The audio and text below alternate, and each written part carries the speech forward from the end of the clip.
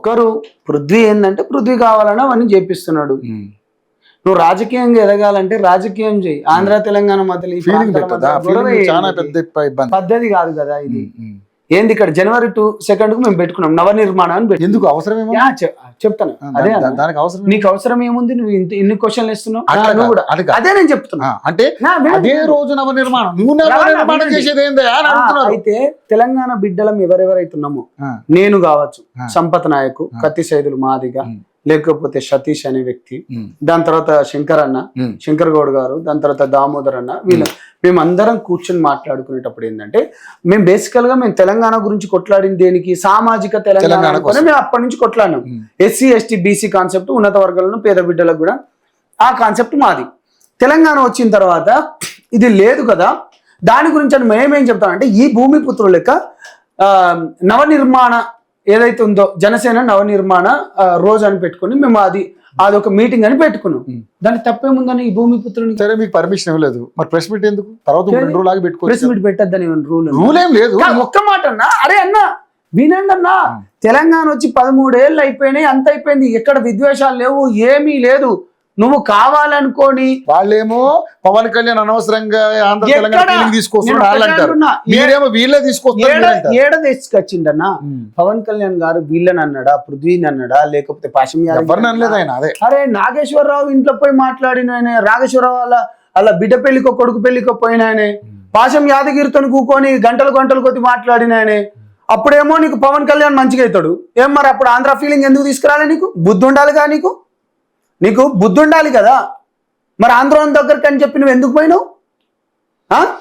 మరి ఆంధ్రోడు పవన్ కళ్యాణ్ గురించి మాట్లాడేటప్పుడు అప్పుడు ఆంధ్రోడు ఆయన మంచిగా లేడు, అప్పుడేమో మంచిగా ఉన్నది, అప్పుడేమో మంచిగా అనిపించింది ఉంటే, ఇప్పుడేమో ఈ విధంగానా?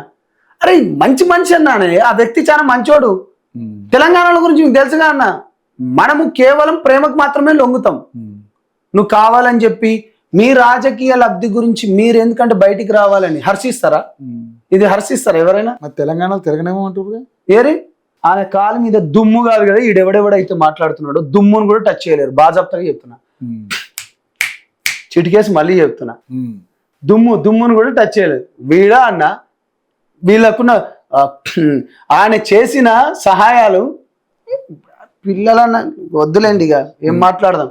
పృథ్వీ నిన్నే అంటున్నా, ఈ బంజాయి ఇవన్నీ లఫంగా రాజకీయాలు, లుచ్చా రాజకీయాలు, పనికిరాని రాజకీయాలు.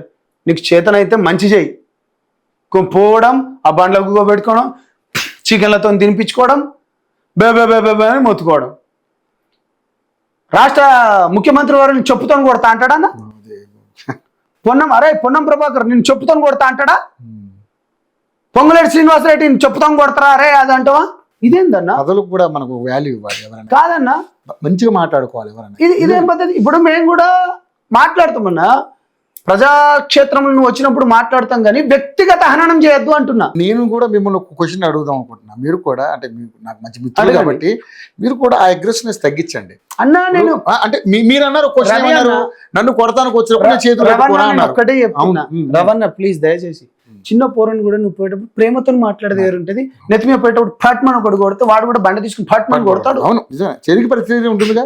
నేను ఏమంటున్నా అంటే నువ్వు బాల్ ని ఎంత స్లోగా వేస్తే అంత స్లోగా వస్తుంది, ఎంత స్పీడ్గా వస్తే అంత స్పీడ్గా వస్తాయి. మళ్ళా నువ్వు ఏంది టెన్నిస్ బాల్ దగ్గరకు వస్తే మూతులు పగులుతాయి, పళ్ళు కూడా పగులుతాయి.